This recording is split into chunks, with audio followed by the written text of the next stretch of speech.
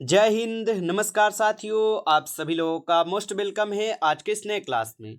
साथियों, आज की इस क्लास में हम सभी लोग जो है पढ़ने वाले हैं एसएससी जीडी के एग्जाम के लिए मोस्ट इम्पॉर्टेंट प्रीवियस ईयर के क्वेश्चन को, जो कि साथियों आपके एसएससी जीडी के एग्जाम के लिए ये सभी क्वेश्चन काफ़ी इंपॉर्टेंट है। तो आप सभी लोग जो इस क्लास को बिल्कुल अच्छी तरीके से लास्ट तक देखिएगा और इस क्लास में दिए जाने वाले इन सभी क्वेश्चन को आप अच्छे से जरूर याद कर लीजिएगा, जिससे कि आप जो है अपने एग्जाम में सभी क्वेश्चन को आसानी तरीके से बना पाएंगे। तो चलिए साथियों, क्लास को स्टार्ट करते हैं। उनसे पहले यदि आप इस चैनल पे पहली बार जुड़ रहे हैं तो साथियों आप जो इस चैनल को सब्सक्राइब कर लीजिए और सब्सक्राइब करके आप ऑल नोटिफिकेशन को भी ऑल पे दबा लीजिएगा, जिससे कि जब भी कोई नई क्लास हो सबसे पहले क्लास का नोटिफिकेशन आपके पास पहुंच सके। तो साथियों आप इस चैनल को सब्सक्राइब कर लीजिए, साथ ही साथ आप जो इस क्लास को भी लाइक जरूर कर लीजिएगा। तो चलिए क्लास को स्टार्ट करते हैं और देखिएगा साथियों क्वेश्चन क्या दिया गया है। साथियों क्वेश्चन दिया गया है कि काली मिर्च का उत्पादन किस भारतीय राज्य में साथियों किया जाता है। चलिए आंसर लगाइएगा साथियों। ये सभी क्वेश्चन साथियों इंपॉर्टेंट और सिलेक्टेड क्वेश्चन लिए गए हैं, जो कि साथियों आपके पेपर में 100% ये सभी क्वेश्चन साथियों आने वाला क्वेश्चन है। आप अच्छे से इन प्रश्न को जरूर याद कर लीजिएगा और बताइएगा कि काली मिर्च का उत्पादन किस भारतीय राज्य में साथियों जो है ना किया जाता है। तो यहाँ पे इस क्वेश्चन का आप सही जवाब साथियों ऑप्शन डी कीजिएगा, केरल में। ऑप्शन डी लगा रहे हैं तो आपका सही जवाब है साथियों केरल में की जाती है। अगला क्वेश्चन देखिएगा, आपका क्वेश्चन है कि चिनूक पवन किस क्षेत्र से बहती है। चलिए बताएंगे साथियों कि चिनूक पवन किस क्षेत्र से बहती है। तो आप याद रखिएगा साथियों रॉकी पर्वत से बहती है। ऑप्शन डी सही जवाब हो जाएंगे, रॉकी पर्वत। अगला प्रश्न देखिएगा साथियों, क्वेश्चन है कि हारा ग्रह के नाम से साथियों किस ग्रह को जाना जाता है। बताइए साथियों कि हारा ग्रह के नाम से किस ग्रह को जाना जाता है। तो याद रखिएगा हारा ग्रह के नाम से साथियों हम सभी लोग वरुण ग्रह को जानते हैं। ऑप्शन डी सही जवाब है, वरुण ग्रह होगा। अगला प्रश्न देखेंगे साथियों, क्वेश्चन है राष्ट्रीय राजमार्गों का चौराहा किस शहर को साथियों यहाँ पे कहा जाता है। बताइए कि राष्ट्रीय राजमार्गों का चौराहा किस शहर को कहा जाता है। तो साथियों आप याद रखेंगे ये कानपुर शहर को कहते हैं। ऑप्शन डी यहाँ पे सही जवाब है, आप अच्छे से इनको याद रखेंगे। अगला प्रश्न है साथियों, भारत का प्रवेश द्वार जो है ये किस स्थान को साथियों कहा जाता है। साथियों ये सभी क्वेश्चन काफी इंपॉर्टेंट और वीवीआई सेलेक्टेड क्वेश्चन हैं, जो कि साथियों आपके पेपर में 100% साथियों ये सभी क्वेश्चन देखने को मिलेंगे। आप अच्छे से इन प्रश्न को जरूर याद कर लीजिएगा और बताइएगा भारत का प्रवेश द्वार जो ये किस स्थान को साथियों कहा जाता है। तो आप याद रखिएगा साथियों मुंबई को कहते हैं। ऑप्शन बी सही जवाब है, मुंबई को कहते हैं। अगला प्रश्न देखिएगा साथियों, क्वेश्चन है कि ब्लैक हिल पहाड़ी जो ये किस देश में स्थित है। चलिए बताएंगे साथियों कि ब्लैक हिल पहाड़ी किस देश में स्थित है। तो साथियों आप सभी लोग जो है याद रखेंगे ये अमेरिका में हो जाएंगे। ऑप्शन बी सही जवाब है, अमेरिका में होगा। अगला प्रश्न देखेंगे साथियों, क्वेश्चन है कि दिफू दर्रा जो है ये किस प्रदेश में स्थित है। बताइए साथियों दिफू दर्रा किस प्रदेश में स्थित है। तो दिफू दर्रा जो है साथियों ये आपके अरुणाचल प्रदेश में है। तो ऑप्शन डी सही जवाब है, अरुणाचल प्रदेश होगा।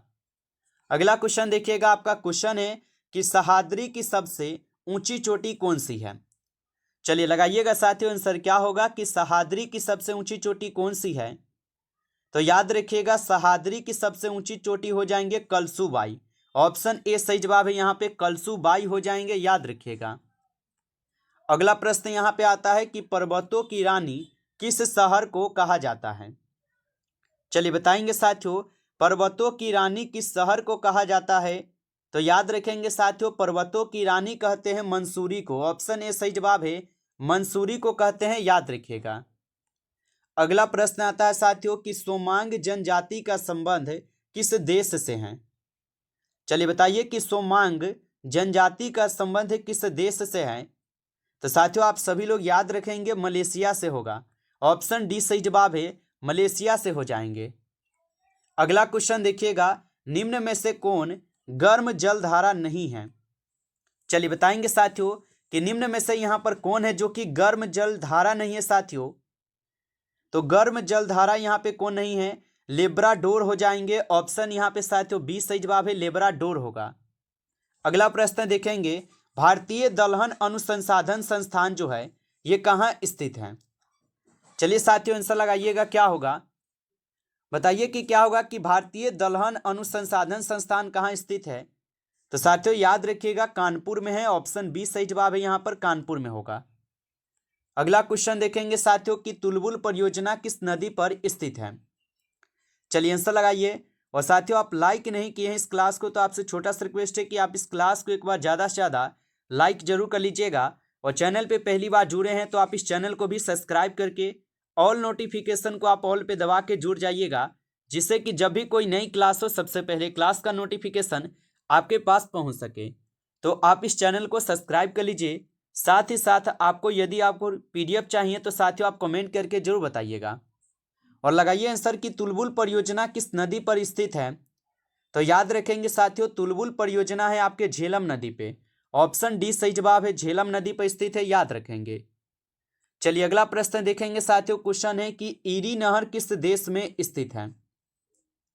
चलिए बताइए साथियों कि ईरी नहर किस देश में स्थित है? तो याद रखिएगा ईरी नहर हो जाएंगे साथियों अमेरिका में। ऑप्शन डी सही जवाब है, अमेरिका में स्थित है, साथियों याद रखेंगे। अगला प्रश्न यहाँ पे आपका आता है कि तुज्जू दर्रा जो है ये किस राज्य से संबंधित है? बताइएगा साथियों कि तुज्जू दर्रा किस राज्य से संबंधित है? तो साथियों तुज्जू दर्रा हो जाएंगे आपके मणिपुर से। ऑप्शन बी सही जवाब है, मणिपुर से है, याद रखेंगे। अगला प्रश्न यहाँ पे आपका आता है कि लाओस की राजधानी है। चलिए साथियों आंसर लगाएंगे कि लाओस की राजधानी जो है ना हो जाएंगे। तो लाओस की राजधानी हो जाएंगे साथियों यहाँ पे वियतनाम में। ऑप्शन ए सही जवाब है, याद रखेंगे।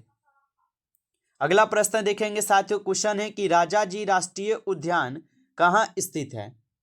चलिए बताइए कि राजाजी राष्ट्रीय उद्यान कहाँ स्थित है?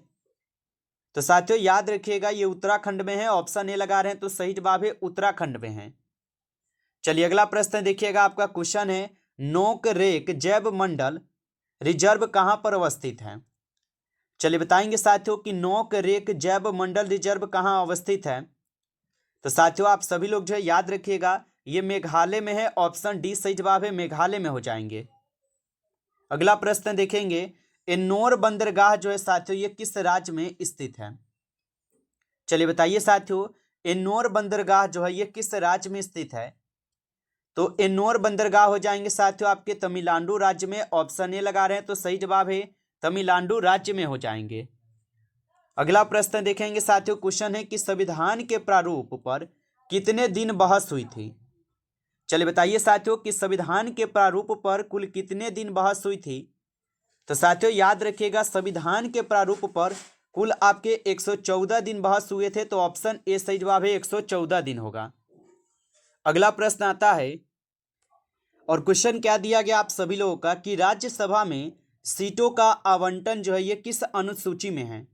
चलिए लगाइएगा आंसर क्या होगा कि राज्यसभा में सीटों का आवंटन किस अनुसूची में दी गई है? तो याद रखिएगा राज्यसभा का जो सीटों का आवंटन है ये आपके अनुसूची 4 में दी गई है। ऑप्शन यहाँ पे सी सही जवाब है, याद रखेंगे। अगला प्रश्न यहाँ पे आता है साथियों कि लोक लेखा समिति में कितने सदस्य होते हैं? चलिए आंसर लगाएंगे साथियों कि लोक लेखा समिति में कितने सदस्य होते हैं? तो याद रखिएगा साथियों लोक लेखा समिति में कुल यहाँ पे 22 सदस्य होते हैं। ऑप्शन ए सही जवाब है, 22 सदस्य होते हैं। अगला क्वेश्चन देखेंगे संविधान के किस भाग में आपात उपबंध का वर्णन है? चलिए बताइए साथियों कि संविधान के किस भाग में आपात उपबंध का वर्णन किया गया है? तो साथियों याद रखिएगा ये भाग आपके 18 में हो जाएंगे। ऑप्शन ए सही जवाब है, भाग 18 में दी गई है। अगला क्वेश्चन देखिएगा। आपका क्वेश्चन है कि भारत की संचित निधि किस अनुच्छेद से साथियों संबंधित है? चलिए बताइएगा कि भारत की संचित निधि किस अनुच्छेद से संबंधित है? तो भारत की संचित निधि हो जाएंगे अनुच्छेद 266 से। ऑप्शन डी सही जवाब है, अनुच्छेद 266 से। अगला प्रश्न आता है कि संविधान संशोधन की प्रक्रिया किस देश से ली गई है? चलिए बताइए आप सभी लोग कि संविधान संशोधन की प्रक्रिया किस देश से ली गई है? तो साथियों यहाँ पे इस क्वेश्चन का सही जवाब हो जाएंगे ऑप्शन ए दक्षिण अफ्रीका से। ऑप्शन ए सही जवाब है, याद रखेंगे। अगला प्रश्न आता है कि निम्न में से कौन सा यहाँ पे संशोधन जीएसटी से संबंधित है। चलिए बताइए साथियों कि निम्न में से कौन सा संविधान संशोधन जीएसटी से संबंधित है। तो साथियों याद रखिएगा 101वां संविधान संशोधन जो कि जीएसटी से संबंधित है। चलिए अगला प्रश्न देखिएगा, आपका क्वेश्चन है कि सर्वाधिक आयु में भारत के राष्ट्रपति साथियों कौन बने थे। चलिए बताएंगे साथियों कि सर्वाधिक आयु में भारत के राष्ट्रपति कौन बने थे। तो याद रखिएगा साथियों, सर्वाधिक आयु में भारत के राष्ट्रपति बने थे आपके आर वेंकट रमन। ऑप्शन यहाँ पे 20 सही जवाब है, आर वेंकट रमन बने थे, याद रखिएगा। अगला क्वेश्चन यहाँ पे आता है कि संघ संविधान समिति के अध्यक्ष कौन थे। चलिए बताइए साथियों कि संघ संविधान समिति के अध्यक्ष कौन थे। तो याद रखिएगा संघ संविधान समिति के अध्यक्ष हो जाएंगे यहाँ पे पंडित जवाहरलाल नेहरू जी। ऑप्शन सी सही जवाब है, पंडित जवाहरलाल नेहरू होगा। अगला क्वेश्चन देखिएगा, क्वेश्चन है कि कौन सा उच्च न्यायालय न्यायालय की रीट जारी करने से संबंधित है। चलिए बताइए कि कौन सा उच्च न्यायालय न्यायालय की रीट जारी करने से संबंधित है। तो साथियों याद रखिएगा अनुच्छेद 226 हो जाएंगे, ऑप्शन डी सही जवाब है। अगला प्रश्न देखिएगा, क्वेश्चन है कि 20 सूत्रीय कार्यक्रम की शुरुआत किस पंचवर्षीय योजना में शुरू की गई थी। तो 20 सूत्रीय कार्यक्रम की शुरुआत किस पंचवर्षीय योजना में शुरू की गई थी।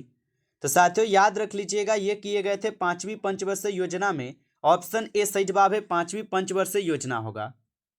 अगला क्वेश्चन यहाँ पे आता है कि किसने जनसंख्या का सिद्धांत दिया था। चलिए बताएंगे साथियों कि किसने जनसंख्या का सिद्धांत दिया था। तो याद रखिएगा आप सभी लोग, जनसंख्या का सिद्धांत दिए थे आपके मोल्थस। ऑप्शन यहाँ पर आप लोग का डी सही जवाब है, मोल्थस हो जाएंगे। अगला क्वेश्चन देखेंगे आप लोग, क्वेश्चन है कि डेनमार्क की संसद का क्या नाम है। चलिए बताइए आप सभी लोग कि डेनमार्क की संसद का क्या नाम है। तो आप याद रखेंगे साथियों डेनमार्क की संसद का नाम क्या हो जाएंगे। तो याद रखिएगा फोल्केटिंग हो जाएंगे। ऑप्शन ए सही जवाब दिए गए हैं, फोल्केटिंग हो जाएंगे। अगला प्रश्न देखेंगे, भारतीय संविधान की 8वीं अनुसूची में निम्नलिखित में से कौन सी भाषा जो है ना यहाँ पे विशिष्ट नहीं है। तो भारतीय संविधान की 8वीं अनुसूची में कौन सी भाषा यहाँ पे नहीं दी गई है। तो साथियों आप सभी लोग याद रखेंगे अंग्रेजी नहीं दी गई है। ऑप्शन बी सही जवाब है, अंग्रेजी। नमस्कार साथियों, इस क्लास में टॉप 35 क्वेश्चन थे जो कि आपके एसएससी जीडी के एग्जाम के लिए सभी क्वेश्चन इंपॉर्टेंट क्वेश्चन थे। साथियों यदि आपको ये क्लास अच्छा लगा हो तो आप जो इस क्लास को ज़्यादा से ज़्यादा एक बार लाइक जरूर कर लीजिएगा, और चैनल पे पहली बार जुड़ रहे हैं तो आप इस चैनल को भी सब्सक्राइब कर लीजिए, और सब्सक्राइब करके आप ऑल नोटिफिकेशन को ऑल पे दबा के जुड़ जाइएगा, जिससे कि जब भी कोई नई क्लास हो सबसे पहले क्लास का नोटिफिकेशन आपके पास पहुँच सके। तो आप इस चैनल को सब्सक्राइब कर लीजिए। और साथियों साथ ही साथ यदि आपको पीडीएफ चाहिए तो आप कमेंट करके जरूर बताइएगा। चलिए फिर मिलते हैं आपसे एक नेक्स्ट टॉपिक के साथ नेक्स्ट क्लास में। तब तक के लिए जय हिंद, जय भारत।